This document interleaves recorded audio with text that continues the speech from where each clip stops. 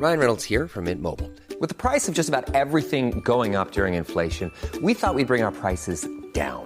So to help us, we brought in a reverse auctioneer, which is apparently a thing.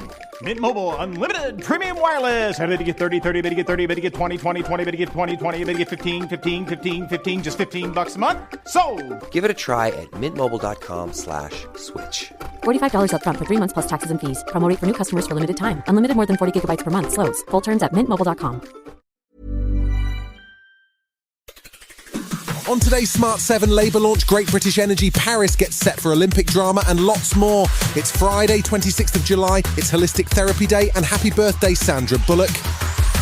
The Smart 7. It's news, but not the news.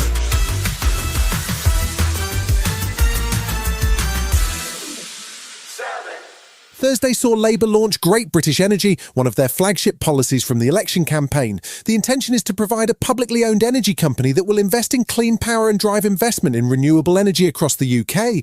Keir Starmer has pledged to support the new company and assist in the rollout of onshore and offshore energy wind farms in particular, with the plan suggesting that wind energy could power 20 million homes within 5 years. He says it's not just about the environment, it's about energy security. For as long as we remain reliant on foreign dictators for fossil fuels, this country will be exposed to future energy shocks like the one that we've just had. Secretary of State for Energy and Net Zero Ed Miliband says that if the UK doesn't take these steps, we'll continue to see energy bills rise. Unless we get off that dependence on fossil fuels, we won't reduce bills. And so the whole drive of this government is let's get onto clean energy, let's get off fossil fuels, let's reduce our dependence. That is the way to give the security to the British people that they deserve.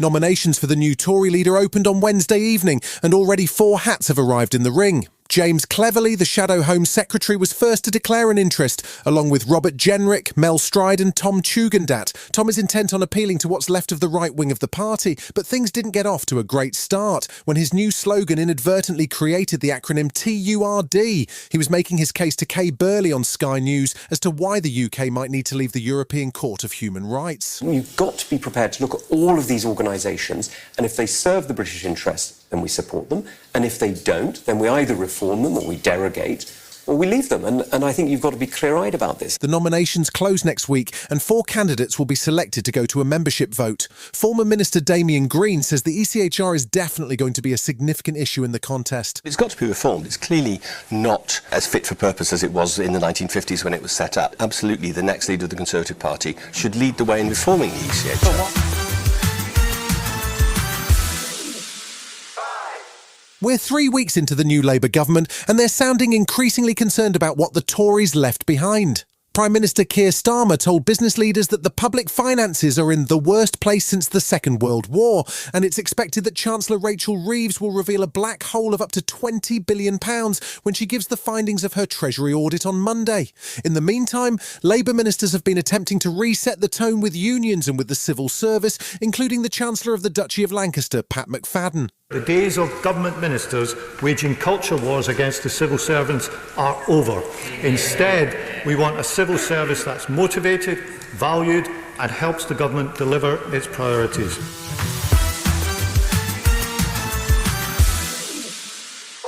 It's been an incredible couple of weeks in American politics, and the pace shows no sign of slowing down. The latest polling gathered since Joe Biden announced he was passing the torch to Kamala Harris on Sunday has started to show significant momentum for the vice president. While Trump still remains marginally ahead in most polls, he's been benefiting from a post-convention bounce and a sympathy bounce after the failed assassination attempt. There's still some uncertainty about what actually happened at that rally, with FBI Director Christopher Wray floating the possibility that Trump was not actually hit by a bullet, but instead by shrapnel of some kind. Meanwhile, the Kamala train keeps building momentum, and she's just dropped her first ad featuring music from Beyoncé. There are some people who think we should be a country of chaos, of fear, of hate. But us, we choose something different. We choose freedom. Still to come on today's Smart 7, Paris prepares for Olympic spectacular, and Cyndi Lauper has her eyes on the prize. Right after this. This season, Instacart has your back to school. As in, they've got your back-to-school lunch favorites like snack packs and fresh fruit. And they've got your back-to-school supplies like backpacks, binders, and pencils. And they've got your back when your kid casually tells you they have a huge school project due tomorrow. Let's face it, we were all that kid. So first, call your parents to say I'm sorry, and then download the Instacart app to get delivery in as fast as 30 minutes all school year long.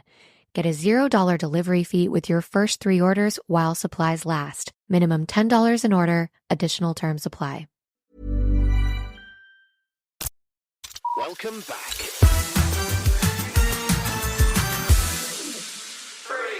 Friday sees the grand opening ceremony for the Paris Olympics, a spectacular event set on the River Seine that has been rehearsed in secret for 2 years. 8,000 athletes along with a host of performers are due to take part, including Celine Dion and maybe Lady Gaga. Meanwhile, just next door in Belgium, it's a Grand Prix weekend, with Max Verstappen expected to pick up a 10-place penalty after an engine failure, while McLaren's Lando Norris was busy apologising for his bad mood last weekend.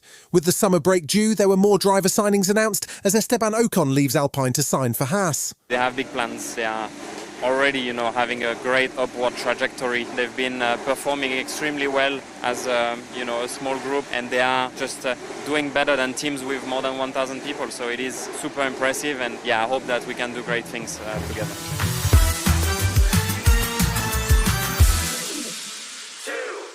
Cyndi Lauper is having a big summer. She played Glastonbury, she's on her farewell tour, celebrating 40 years of her biggest hit, Girls Just Wanna Have Fun, and she starred in her own Netflix documentary called Let the Canary Sing. In between tour dates, she's planning to keep a close eye on the US teams in the Olympics, and she told Kelly Clarkson that actually, stage performance and being an Olympian have more in common than you might think. You have to be an athlete to be able, sing. yeah.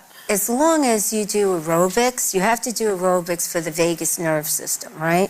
I mean, I'm still taking vocal lessons all my life, I view it as vocal therapy. My vocal teacher doesn't see it that way, but if you got a real issue, then you do this exercise, and it works.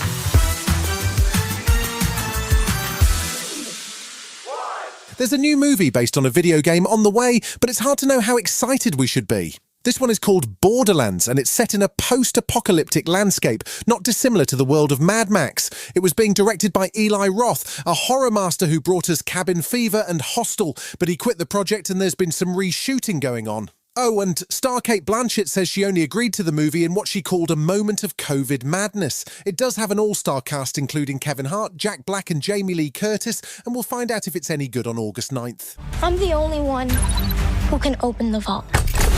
Feel free to applaud. Follow me this way. I have a tremendous sense of Nobody kills me but me! You've been listening to The Smart 7. We'll be back tomorrow at 7 a.m. Hit that follow button and have a great day. Give us 7 minutes, we'll give you the world. Does your summer need a boost? Get ready to power up your home with Wayfair's Black Friday in July. Starting July 26th, you can get up to 80% off everything home. Save on living room updates, home decor, outdoor, and way more. Plus, flash deals you don't want to miss. And get free shipping site-wide. Shop Wayfair's Black Friday in July from July 26th through 29th.